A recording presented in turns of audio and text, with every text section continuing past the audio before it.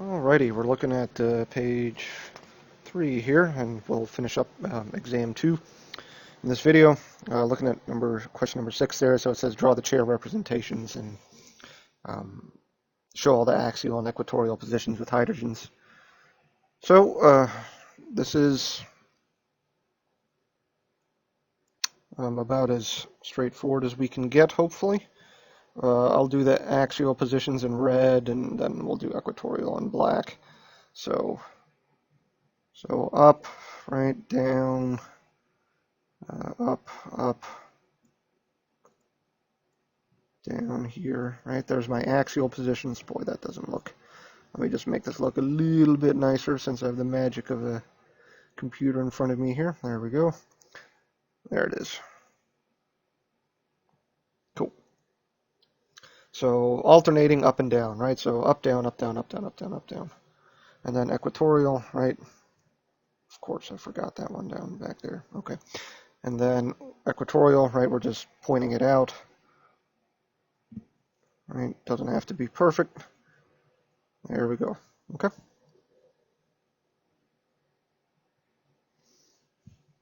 All right, so that says draw the ring flips.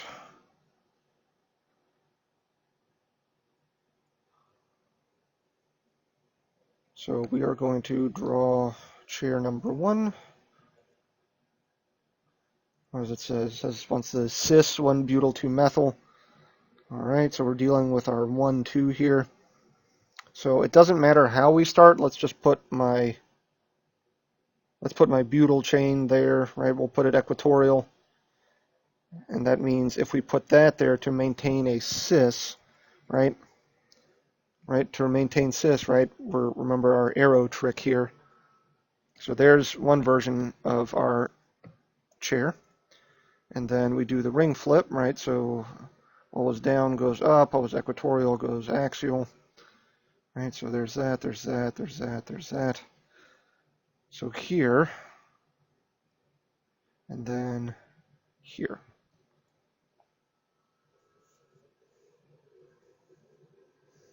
So it says which one's the most stable or what's the best representation, whatever way you want to say it. That's going to be this one here, right? We look for the bulkiest group to be in the equatorial. Here our bulky group is axial, right? That's what we want to minimize. We want to minimize those 1,3 steric interactions. And so we're going to pick that guy over here on the left as our most stable. Be careful when you draw a ring flip. You can end up drawing an enantiomer very easily if you don't flip your ring. So just be cautious of that. I wasn't too picky about that on this exam, but I know some of you guys, you ended up just drawing an enantiomer instead, and just be cautious of that, okay? All right. Probably the 18th time we've been asked to draw resonance structures, so let's draw them. Okay, there's number 1. Boy, why did I make you guys draw a 7-membered ring? Those are always tough. All right, there's resonance structure number 1, and then we can pop those down. And so we end up with this. All right, so there's my 2 resonance structures that I can draw. Indicate which is the most stable or which one has the largest contribution. That's going to be this guy over here, right? Remember, anytime we have everything with a complete octet or we have more bonds, right? That's going to be the preferred one, okay? Or typically, that's always going to be the preferred one. Always got to be careful. Okay, so let's draw this. Got that guy there. So we are moving. So we have our positive charge there. All right, we can draw another resonance structure here. All right, so now we're end up with this guy here, right? Okay. And then we can also draw one more, right? We can draw one more. If we start from this guy, right, we can draw another resonance structure.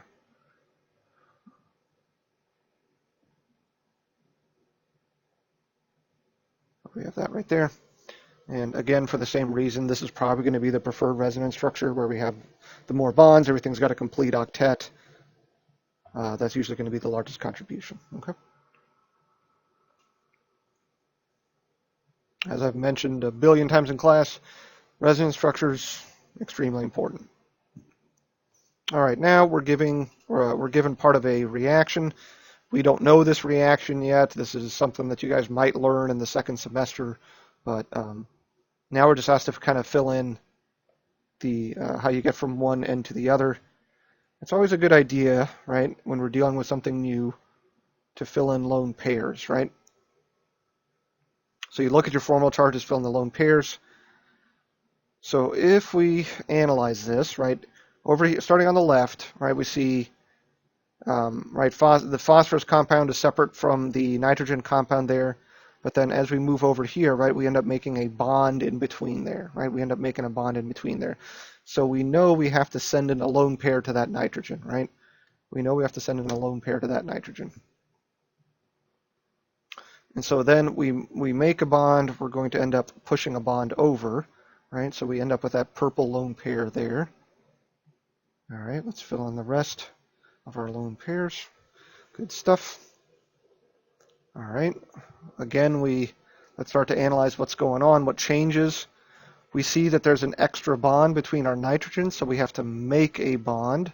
So let's make a bond, right? Usually I can't really think of many exceptions to where arrows start from the negative, right? So from the negative, we'll end up making that yellow bond right there.